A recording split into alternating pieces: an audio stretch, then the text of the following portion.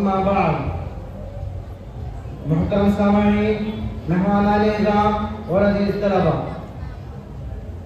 ہندوستان قومی یکجہتی اور گنگا جمنی تہذیبی کا علم بردار ہے۔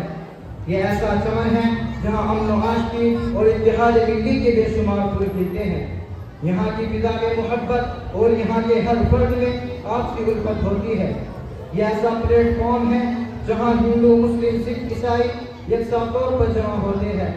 گویا ہندوستان آپسی اتحاد کا حسین سنگم ہے اور یہاں پر سارے مذاہب محترم ہیں۔ سامعین محترم، ہندوستان میں جہاں دیگر ادیان و مذاہب کے لوگ قیام پذیر ہیں، وہیں پر مسلمان ہندوستان کی ریڑھ کی ہڈی کی حیثیت رکھتا ہے۔ یہ حقیقت ہے کہ ہندوستان کی تقدیر کو مسلمانوں نے اپنے خون جگر سے سنوارا ہے۔ ہر ہندوستانی کو سر اٹھا کر جینے کا حق مسلمانوں نے دلایا ہے۔ اس چمن کی آبیاری مسلمانوں نے کی ہے، اسے سونے کی چڑیا مسلمانوں نے بنایا ہے، اور ہر وقت مسلمان اپنے وطن عزیز کی محبت میں ڈوب کر سب سے پہلے سینہ سپر ہو کر ہندوستان پر قبضہ کرنے والوں کے ناپاک عزائم کا قلع کما کیا اور انگریزوں کو اس ملک سے مار بھگایا، اور انگریزوں کے خلاف علم بغاوت بلند کر کے اپنی جوان بیویوں کو بیوہ بنا کر، اپنے بچوں کو یتیم کر کے، اپنے خون کو پانی کی طرح بہا کر ہر آنے والی باطل طاقت کا مسلم علماء اور عوام نے مقابلہ کیا اور ان کے ناپاک منصوبوں کی دھجیاں اڑا دی، اور ان سے بات کہہ ڈالی کہ جب تک مسلمان ہندوستان میں موجود رہے گا اس وقت تک اس ملک کو غیروں کے حوالے نہیں کیا جا سکتا، اس وطن کو ہم سے کوئی چھین نہیں سکتا۔ ہم اپنی جانیں تو دے سکتے ہیں مگر ہندوستان نہیں دے سکتے، اس لیے کہ یہ ملک ہمیں جان سے زیادہ پیارا ہے، اس کی تقدیر کو ہم نے نکھارا ہے۔ یہ بات مسلمانوں ہی نے تو کہی تھی کہ سارے جہاں سے اچھا ہندوستاں ہمارا، ہم بلبلے ہیں اس کی یہ گلستاں ہمارا۔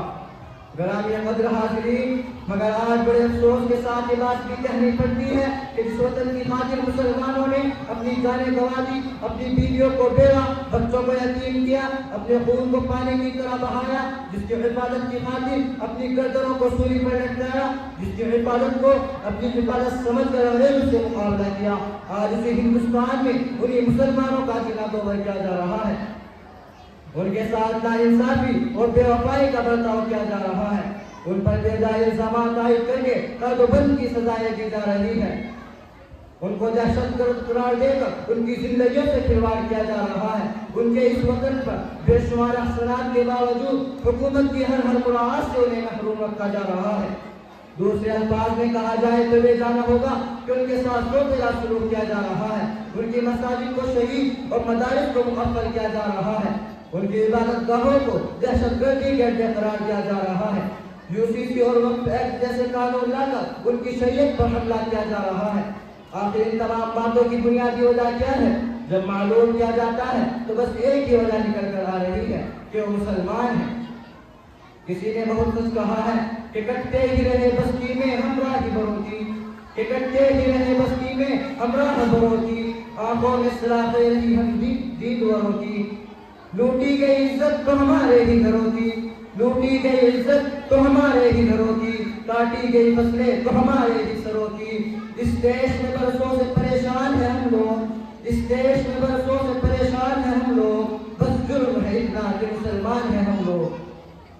میں ان مسلم دشمن ذہنوں سے پوچھنا چاہتا ہوں کہ ذرا بتاؤ ہندوستان کو اتنا حسین و جمیل کس نے بنایا؟ یہ مرکز توجہ بنا ہوا لال قلعہ کس نے بنایا؟ ہندوستان کی قدر و قامت کی دلیل وہ قطب مینار کس نے بنایا؟ وہ جگمگاتی ہوئی جامع مسجد اور مکہ مسجد کس نے بنائی؟ ہر مقام پر موجود حسین و جمیل بڑے بڑے قلعے کس نے بنائے؟ ہندو، مسلم، سکھ، عیسائی اتحاد کا ثبوت دینے والا وہ چار مینار کس نے بنایا؟ ارے ہندوستان کے ماتھے کا سندور وہ تاج محل کس نے بنایا؟ بالآخر تم یہ کہنے پر مجبور ہو جاؤ گے کہ سب مسلمانوں کی دین ہے، مسلمانوں کی مرحوم ملت ہے، اور یہ الزام بھی لگایا جا رہا ہے کہ مسلمان وفادار نہیں۔ ذرا آپ ہی انصاف کے ساتھ بتلائیے کہ وطن سے وفاداری کی اس سے بڑی اور کیا دلیل ہو سکتی ہے کہ ہندوستانی مسلمان مرتا بھی ہے تو اسی وطن کی 2 گز زمین میں دفن ہوتا ہے۔ ماجد دیوبندی نے کیا خوب کہا ہے کہ اب زمین کا بدن نہ چھوڑیں گے، کہ اب زمین کا بدن نہ چھوڑیں گے، یعنی ہرگز کفن نہ چھوڑیں گے۔ اپنا ایمان ہے ہی ماجد، کہ اپنا ایمان ہے ہی ماجد، مر کے بھی ہم وطن نہ چھوڑیں گے۔ اور اے مسلمانوں، میں تمہیں بھی کہنا چاہتا ہوں کہ تم اللہ پر کامل توکل رکھو، غیر اللہ اور غیر اللہ سے ہونے کا خیال دل سے نکال کر ایک اکیلے اللہ کی محبت اور اسی سے ہونے کا یقین اپنے اندر پیدا کر لو، اور اللہ کی مرضیات کے آگے جھک جاؤ اور منشاء الہی پر عمل پیرا ہو جاؤ، تو ساری دنیا تمہارے قدموں میں گر جائے گی۔ ولا تهنوا ولا تحزنوا وانتم الاعلون ان كنتم مؤمنين، تم ہی سربلند رہو گے بشرطے کہ تم مومن کامل بن جاؤ۔ واخر دعوانا الحمد للہ رب العالمین۔